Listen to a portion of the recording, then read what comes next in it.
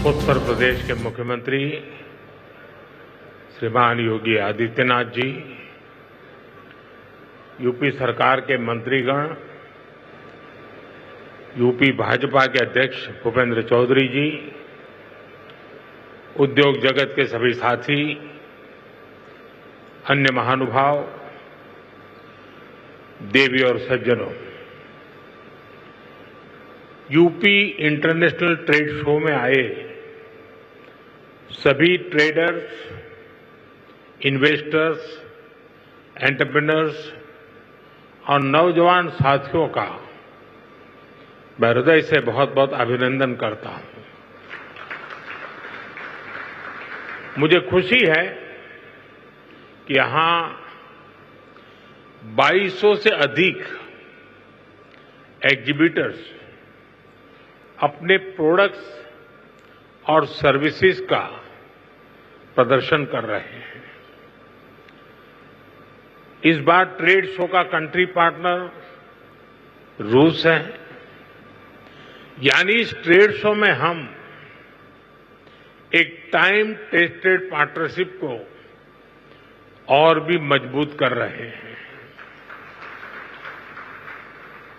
मैं मुख्यमंत्री योगी जी को, सरकार के अन्य सभी साथियों को, स्टेक होल्डर्स को इस आयोजन के लिए बहुत बहुत बधाई देता हूं। साथियों, आज हम सभी के मार्गदर्शक पंडित दीनदयाल उपाध्याय जी की जयंती है। दीनदयाल जी ने हमें अंत्योदय की राह दिखाई थी।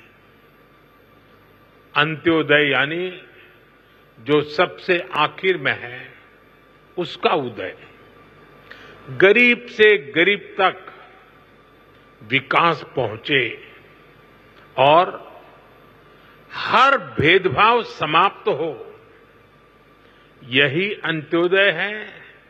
और अंत्योदय में ही सामाजिक न्याय की मजबूती रही हुई है।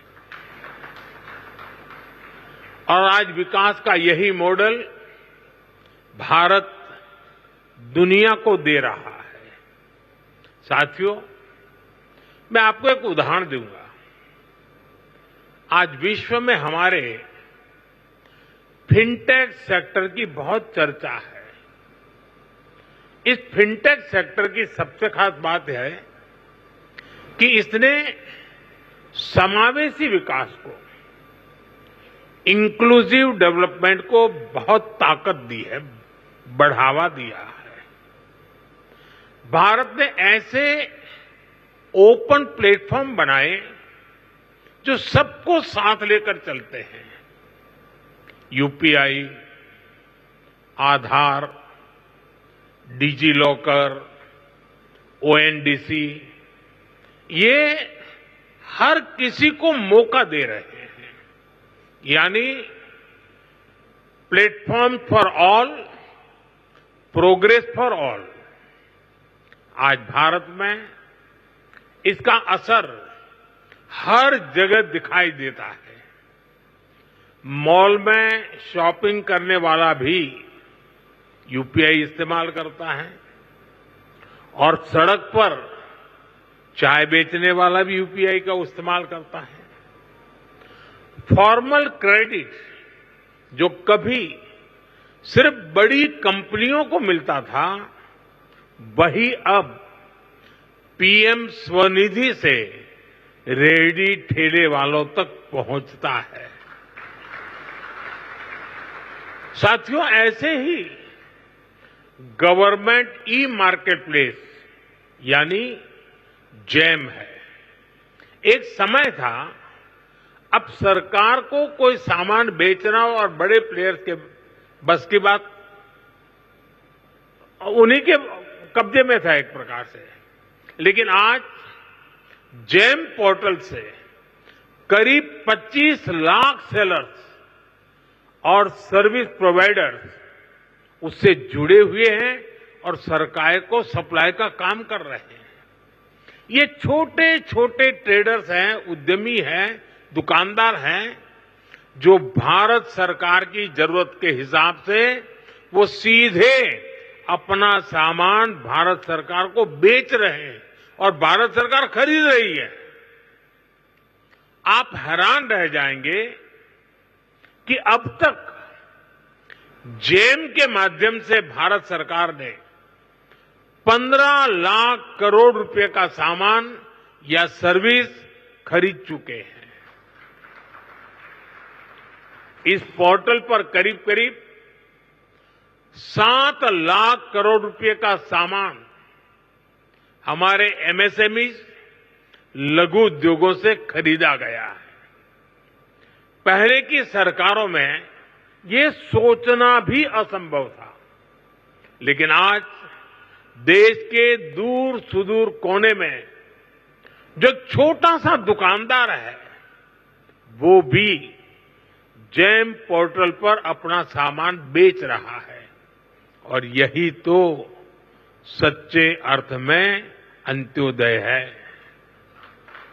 यही विकास का आधार है। साथियों, आज भारत 2047 तक विकसित होने के लक्ष्य की ओर आगे बढ़ रहा है। दुनिया में हो रही डिसरप्शन और अनसर्टेनिटी के बावजूद भारत की ग्रोथ आकर्षक है।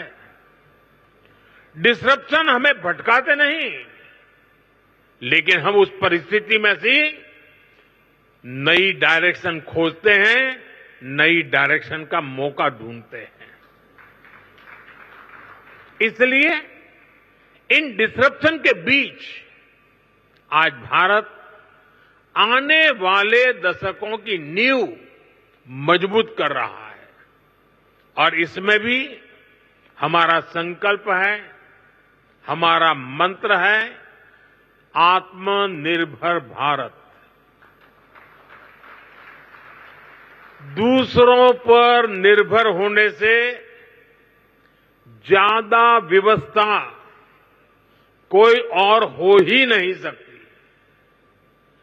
बदलती हुई दुनिया में जो देश जितना ज्यादा दूसरों पर निर्भर रहेगा उसकी ग्रोथ उतनी ही कॉम्प्रोमाइज रहने वाली है और इसलिए भारत जैसे देश को किसी पर निर्भर रहना अब मंजूर नहीं है। इसलिए भारत को आत्मनिर्भर बनाना ही होगा। हर वो प्रोडक्ट जो हम भारत में बना सकते हैं वो हमें भारत में ही बनाना है। आज यहां मेरे सामने इतनी बड़ी संख्या में उद्यमी हैं, ट्रेडर्स हैं, एंटरप्रेन्योर्स हैं। आप इस आत्मनिर्भर भारत अभियान के बहुत बड़े स्टेक होल्डर्स हैं।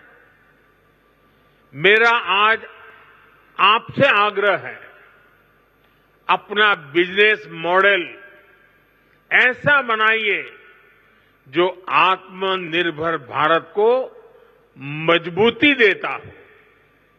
साथियों, आप सभी जानते हैं आज सरकार मेक इन इंडिया पर, मैन्युफैक्चरिंग पर कितना बल दे रही है। हम चिप से शिप तक भारत में बनाना चाहते हैं और इसलिए आपकी ईज ऑफ डूइंग बिजनेस के लिए हम लगातार काम कर रहे हैं। सरकार ने 40,000 से ज्यादा कंप्लायंस खत्म किए हैं। व्यापार कारोबार में होने वाली जिन छोटी छोटी गलतियों पर आपके खिलाफ केस होता था, ऐसे सैकड़ों नियम उनको सरकार ने डीक्रिमिनलाइज कर चुकी है। सरकार आपके साथ कंधे से कंधा मिलाकर चल रही है। लेकिन साथियों, मेरी कुछ अपेक्षाएं भी हैं जो मैं जरूर आपके साथ शेयर करूंगा। आप जो भी मैन्युफैक्चर कर रहे हैं वो बेस्ट क्वालिटी का होना चाहिए, उत्तम से उत्तम होना चाहिए। आज देशवासियों के मन में ये बात है कि स्वदेशी उत्पादों की क्वालिटी में लगातार सुधार होता रहे, यूजर फ्रेंडली हो, लंबे समय तक काम आने वाले हो। इसलिए क्वालिटी से कोई भी कॉम्प्रोमाइज नहीं होना चाहिए। आज देश का हर नागरिक स्वदेशी से जुड़ रहा है, वो स्वदेशी खरीदना चाहता है। गर्व से कहो ये स्वदेशी है। इस भावना को आज हम चारों तरफ अनुभव कर रहे हैं। हमारे ट्रेडर्स को भी इस मंत्र को अपनाना है।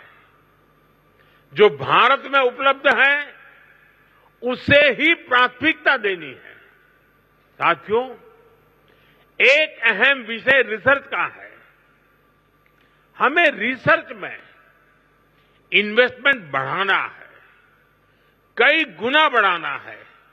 इनोवेशन के बिना दुनिया ठहर जाती है, व्यापार भी ठहर जाता है, जिंदगी भी ठहर जाती है। और सरकार ने इसके लिए जरूरी कदम उठाए हैं। अब रिसर्च में प्राइवेट इन्वेस्टमेंट के लिए सबको आगे आना ही होगा। ये समय की मांग है। हमें स्वदेशी रिसर्च का, स्वदेशी डिजाइन और डेवलपमेंट का पूरा इकोसिस्टम बनाना है।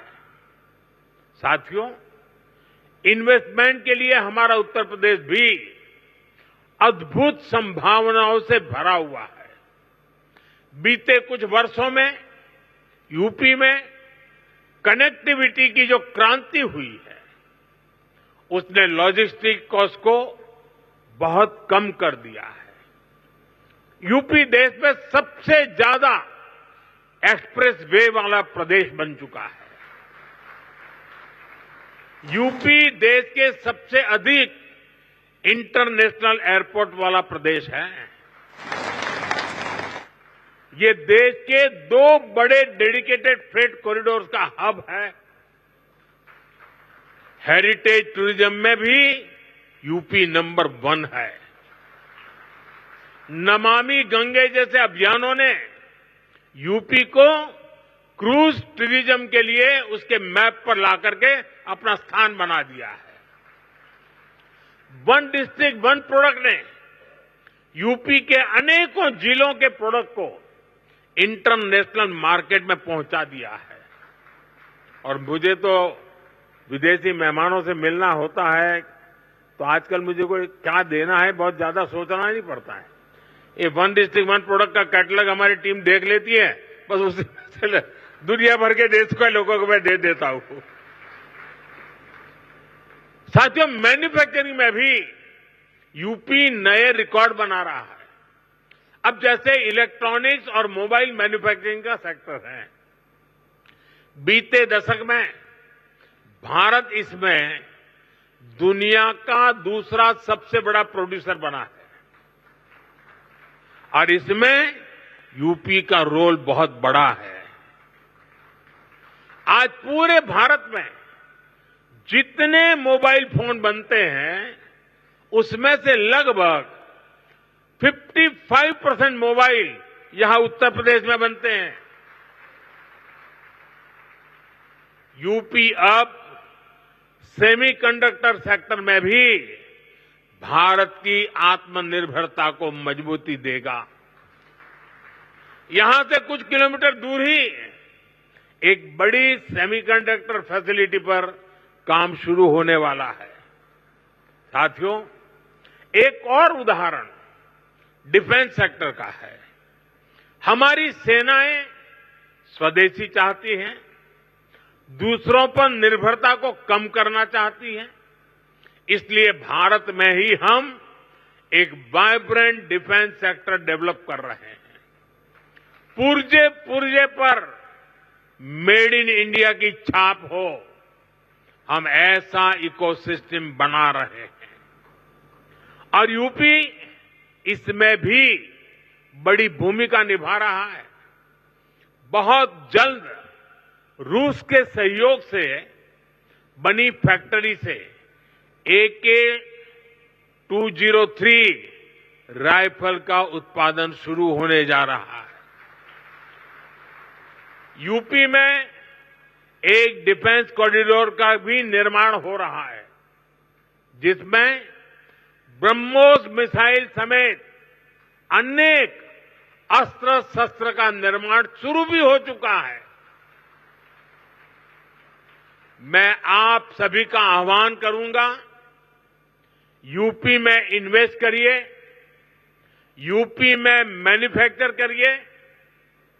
यहां लाखों एमएसएमई का मजबूत नेटवर्क है और ये लगातार बढ़ रहा है। आप इनके सामर्थ्य का उपयोग कीजिए और एक कंप्लीट प्रोडक्ट यहीं पर बनाइए। इसके लिए हर मदद के साथ यूपी सरकार, भारत सरकार आपके साथ है। साथियों, आज भारत रिफॉर्म, परफॉर्म, ट्रांसफॉर्म के कमिटमेंट के साथ अपनी इंडस्ट्री, अपने ट्रेडर्स, अपने नागरिकों के साथ खड़ा है।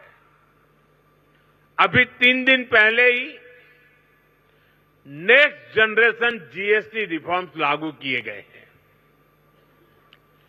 जीएसटी में हुए बदलाव भारत की ग्रोथ स्टोरी को नए पंख देने वाले स्ट्रक्चरल रिफॉर्म्स हैं। इन रिफॉर्म से जीएसटी रजिस्ट्रेशन आसान होगा, टैक्स डिस्प्यूट्स कम होंगे और एमएसएमईज को रिफंड भी तेजी से मिलेंगे।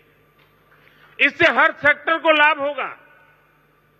आप सभी ने जीएसटी से पहले और जीएसटी के बाद और अब तीसरा स्टेज है नेक्स्ट जनरेशन जीएसटी रिफॉर्म्स, यानी तीनों परिस्थितियों को अनुभव किया है।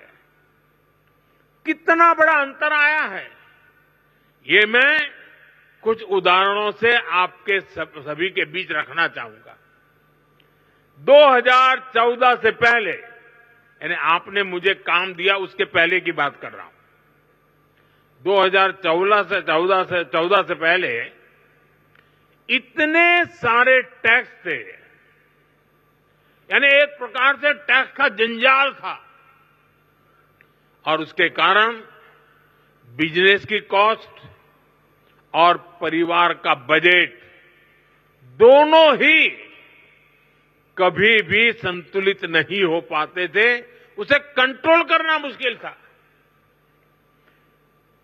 1000 रुपये की शर्ट पर, ये 2014 के पहले की बात कर रहा हूं, आपके पास पुराना बिल पड़ा हो तो निकाल दीजिए।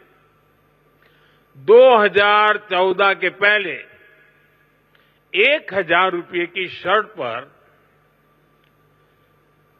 170 रुपये टैक्स लगता था, 170 रुपीज। साल 2017 में जब हम जीएसटी लाए तो आने के बाद पहले जीएसटी में 117 से कम होकर के 50 हो गया। यानी 1000 के शर्ट पर पहले 117 था, 2017 में जब हम जीएसटी लाए तो 50 हो गया। और अब 22 सितंबर को लागू हुए रेट्स के बाद 1000 रुपये के उसी शर्ट पर सिर्फ 35 रुपये टैक्स के रूप में देने होंगे। साथियों, 2014 में toothpaste, shampoo, hair oil, shaving cream, इन सभी पर अगर कोई 100 रुपया खर्च करता था तो इन पर 31 रुपये टैक्स देना पड़ता था। 100 रुपये पर 31, यानी 100 रुपये का बिल 131 रुपये का बनता था। ये 2014 के पहले की बात कर रहा हूं मैं।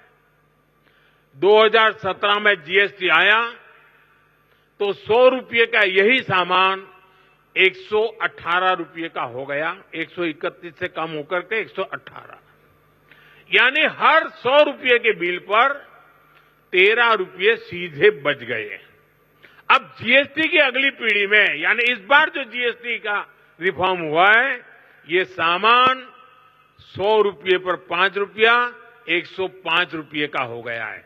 131 से 105 पर आ गया, यानी 2014 से पहले की तुलना में सीधे 26 रुपये की बचत, 100 रुपये पर 26 रुपये की बचत देश के सामान्य नागरिक को हुई है। इस उदाहरण से आज समझ सकते हैं कि एक सामान्य परिवार की हर महीने कितनी बचत हो रही है। अगर कोई परिवार अपने परिवार में जो भी आवश्यकता होती है साल भर का हिसाब लगा ले, और मान लीजिए 2014 में अगर एक साल में वो 1 लाख रुपए की चीजें खरीदता था, अगर 1 लाख रुपए के आसपास उसने 2014 के पहले कुछ खरीद किया होगा, तो उसे उस समय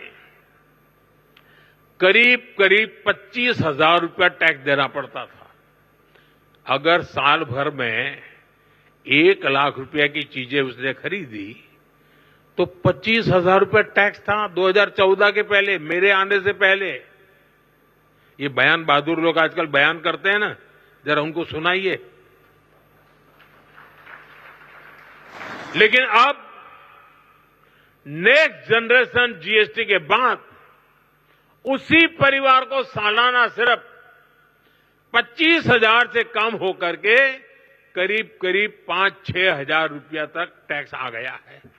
25,000 से 5,000, क्योंकि जरूरत के ज्यादातर सामान पर अब सिर्फ 5% जीएसटी हो गया है। साथियों, हमारे यहां गांव की अर्थव्यवस्था में ट्रैक्टर की बड़ी भूमिका है। 2014 से पहले एक ट्रैक्टर खरीदने पर 70,000 रुपये 70,000 रुपये से अधिक टैक्स देना पड़ता था। ये 2014 से पहले 70,000, अब उसी ट्रैक्टर पर सिर्फ 30,000 रुपये का टैक्स लग रहा है। यानी किसान को सीधे एक ट्रैक्टर पर 40,000 रुपये से अधिक की बचत हो रही है। ऐसे ही 3 व्हीलर गरीब के लिए रोजगार का बहुत बड़ा माध्यम है। साल 2014 से पहले एक 3 व्हीलर करीब 55,000 रुपये का टैक्स लगता था। एक 3 व्हीलर पर 55,000 रुपये टैक्स लगता था।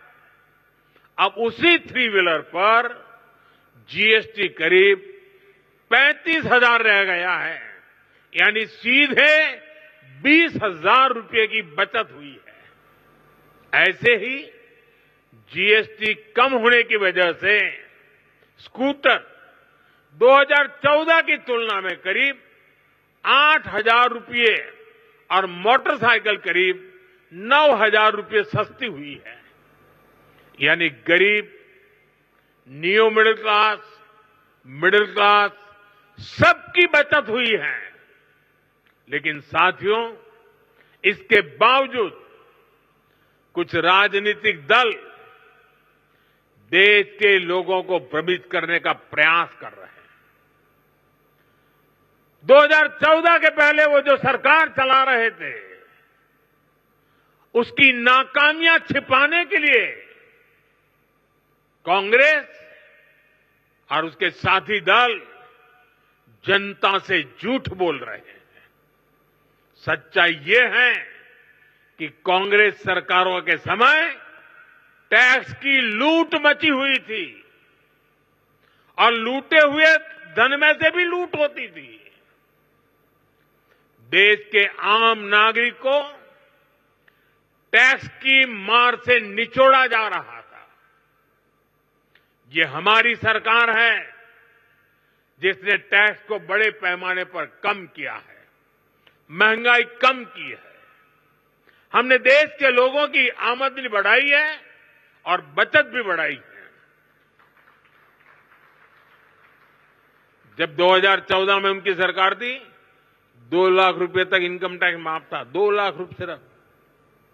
आज 12 लाख रुपए की इनकम को टैक्स फ्री करना और नए जीएसटी रिफॉर्म से ही इस साल देश के लोगों को 2.5 लाख करोड़ रुपए बचने जा रहे हैं। देशवासियों की जेब में 2.5 लाख करोड़ रुपया बचेगा और इसलिए तो देश आज गर्व के साथ जीएसटी उत्सव मना रहा है, जीएसटी बचत उत्सव मना रहा है। और मैं आपको बताना चाहता हूं, हम यहीं नहीं रुकने वाले। 2017 में हम जीएसटी लाए, आर्थिक मजबूती का काम किया और 2025 में फिर से लाए, फिर आर्थिक मजबूती करेंगे और जैसे जैसे आर्थिक मजबूती होगी टैक्स का बोझ कम होता जाएगा।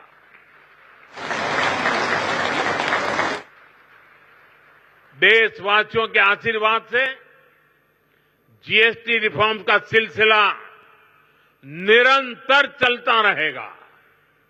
साथियों, आज भारत के पास रिफॉर्म्स की स्ट्रांग विल पावर है। हमारे पास डेमोक्रेटिक और पॉलिटिकल स्टेबिलिटी है, पॉलिसी प्रिडिक्टेबिलिटी भी है। सबसे बड़ी बात, भारत के पास बहुत बड़ी युवा और स्किल्ड वर्कफोर्स है, डायनेमिक युवा कंज्यूमर बेस है। ये सारी बातें दुनिया में किसी की रीजन में भी यानी एक ही जगह सब बातें दुनिया के किसी देश में एक साथ नहीं है। भारत में हर चीज यहां मौजूद है।